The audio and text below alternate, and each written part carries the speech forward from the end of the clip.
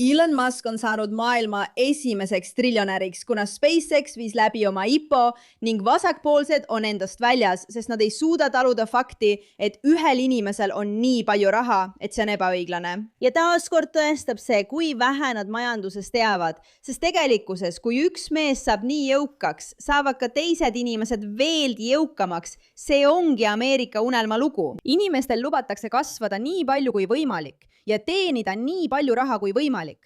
Aga need inimesed, selle asemel, et tähistada selle tähendust, on hoopis pahased, et see pole nemad. Ja ma mõtlesin, et täna räägime natuke noortest meestest, kes on saanud miljonärideks, sest nad tegid targa otsuse töötada Elon Muski heaks.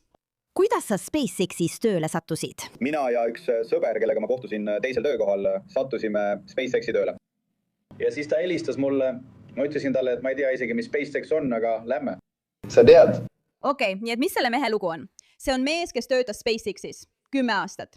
Ta kolis 2015 aastal USA-st Mehhikosse ja võttis SpaceXis rattakeevituse lepingu vastu, teenides $28 tunnis. Nüüd on ta juhendaja. Ta sai $10,000 aktsiatena ning palgast mahaarvamisi, et veelgi rohkem aktsiaid osta. Ja ta tegigi täpselt nii.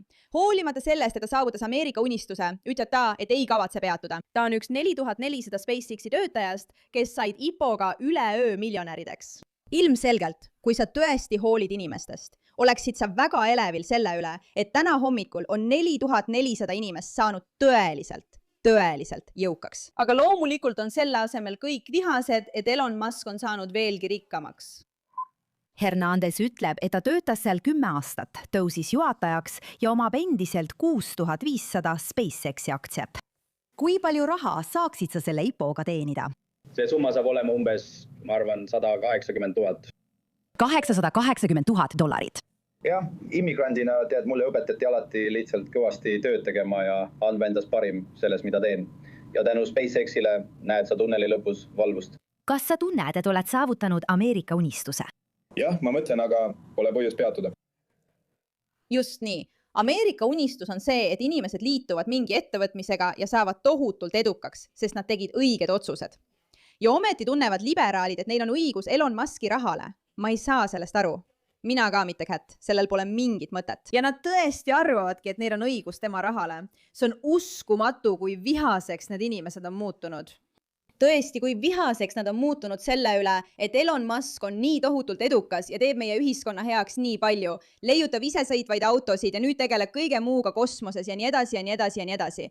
Ta tõi X-i, ta tõi Twitteri. Tema on põhjus, miks meil on endiselt sõnavabadus ja miks me teame nii paljudest asjadest, mis toimuvad. See on mees, kes tegelikult kasutab oma raha heaks otstarbeks. Ja ma pean ütlema, suur tänu tema transsoolisele pojale Vivianile, sest tänu temale mõistis ta, et peab tegema oma elutööks võitluse woke parempoolse viiruse vastu. Kas sa kujutad ette, kui Elon Musk oleks teisel poolel? Kui ta oleks hullude vasakpoolsete poolel? Ta ei teeks seda, sest ta teab, et kui sa oled vasakpoolsete poolel, ei saa sa kunagi tegelikult edukas olla, välja arvatud juhul, kui oled varas. Sellepärast toon ma sulle selle imelise uudise. Elon Musk teenib $1 triljon. Vasakpoolsed lähevad endast välja. Valitsus varastab poole sinu palgast, $1 triljonite väärtuses igal aastal ja vasakpoolsed rõõmustavad selle üle. Siin on asi, millest vasakpoolsed üldse ei räägi, mis on minu jaoks täielik hullumeelsus. Sul on kõik need inimesed, kes teevad Ameerikale kohutavaid asju. Petturlikud valitsusametnikud, kes varastavad, hullumeelsed lood inimestest, kes muudavad sinu elu väga raskeks, kukutavad majandust ja teevad peaaegu võimatuks sul toime tulla. Ja siis on seal üks mees, kes teenib palju raha, aga tänu sellele, et tema teenib palju raha, teenivad ka teised inimesed. Ja kogu majandus kasvab. Kui sa oleksid investeerinud SpaceXi ja IPO-sse, siis võib-olla oleksid ka sina palju raha teeninud. Ja ometi eelistavad nad keskenduda ja vihata ühte meest, selle asemel, et tegelikult vaadata neid asju, mis nende elu õnnetuks teevad. Näiteks on sul see vastik vana naine, keda me kõik juba tunneme. Kahjuks. Nancy Pelosi. Nüüd Elon Elizabeth Warren. Nüüd Elon Muskist sai just maailma esimene triljonäär. Tavaline Ameerika leibkond peaks töötama üle 11 miljoni aasta, et saavutada Elon Muski rikkuse tase. Me vajame varamaksu, eks. Ta ütleb põhimõtteliselt, et kui sa oled ülimalt rikas, siis sul ei tohiks olla õigust raha teenida. Aga siin on huvitav asi selle imelise naise kohta. Nick Sword Slaughter kirjutab: hei Pocahontas, sellest on möödas üle aasta, kui ma sinult seda küsisin ja sa pole meile ikka veel vastanud. Kuidas sa kogusid $12 miljoni suuruse netoväärtuse $176 000 suuruse palgaga? Matemaatika ei klapi kuidagi. Ma tahan lihtsalt su küsimusele vastata. Kuidas sa said $12 miljonit $800 000 suuruse kongressi palgaga? Aitäh. Kuidas sa seda tegid? Vabandust, kuidas sa seda tegid? Sa võid jätada minu kaamera blokeerimise proovimist. Me oleme avalikul kõnniteel. Vabandan, et kutsusin teda Nancyks või kuidas iganes, Pelosiks. Tema nimi on Elizabeth Warren. Te ilmselt teate seda ja mina tean ka. Ma ei tea, miks ma selle vea tegin. Aga siin on huvitav asi, eks? Nii et Elizabeth Warren tuleb välja ja ütleb, see on lihtsalt jäik. Sellest mehest on saanud miljonär. Kuidas ta on triljonär? See on vastik, bla, bla, bla, bla, bla. Ja internet on hakanud seda märkama. Nad pöörduvad tema poole ja ütlevad, oota nüüd Elizabeth, mida sina oled teinud? Sina oled miljonär. Kui palju miljonäre oled sina loonud? Sest Elon Musk on loonud tuhandeid inimesi. Ta on teinud tuhanded inimesed erakordselt jõukaks tänu oma ärigeeniusele. Aga sina pole midagi sellist teinud. Sa näid lihtsalt varastavat ja võtvat ning võtvat ja võtvat. Pea meeles. Elon Musk väärib seda kõike täiesti, sest ta on tõestanud, et ta ei keskendu ainult rahale. Ta keskendub tegelikult maailma paremaks muutmisele. Sul on triljonäär. Mees, kes on töötanud ettevõtete loomisel, mis on teinud tuhanded inimesed jõukamaks ja parandanud tuhandete inimeste elu. Kui oled sõitnud Teslaga, siis tead täpselt, millest ma räägin. Ja see on alles algus. Ta ostis X-i ja päästis kogu interneti jaoks sõnavabaduse. Ja ta on tõestanud, et ta tegelikult ei hooli rahast, mis on muidugi irooniline, arvestades, et ta on triljonär. Aga mulle on uskumatu, kui paljud inimesed on frustreeritud selle üle, et keegi on neist rikkam. Loomulikult peaksid sa selle peale kade olema. Aga kui sa oled selle peale kade, siis proovi ise saada kellekski, kes teeb maailmale sama palju head, nagu Elon Musk tegi. Jällegi, ma ei nõustu viiega, mida ta teeb, bla, bla, bla, bla. Me ei pea laskuma poliitika üksikasjadesse, aga see mees on tegelikult palju head teinud. Ja siin on tõestus selle kohta, kui vähe ta rahast hoolib. Loodad, ära reklaami. Sa ei taha, et nad reklaamiksid? Ei. Mida sa mõtled? Kui keegi üritab mind reklaamiga šantaseerida rahaga, siis mingu kuradile. Aga? Mingu kuradile. Kas see on selge?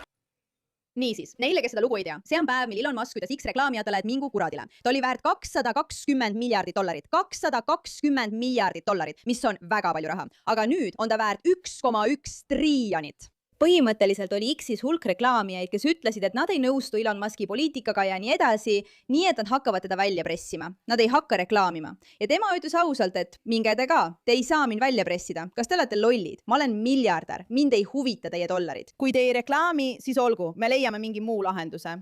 Ma loodan, et see nii on. Tere, Bob. Kui sa oled publikus?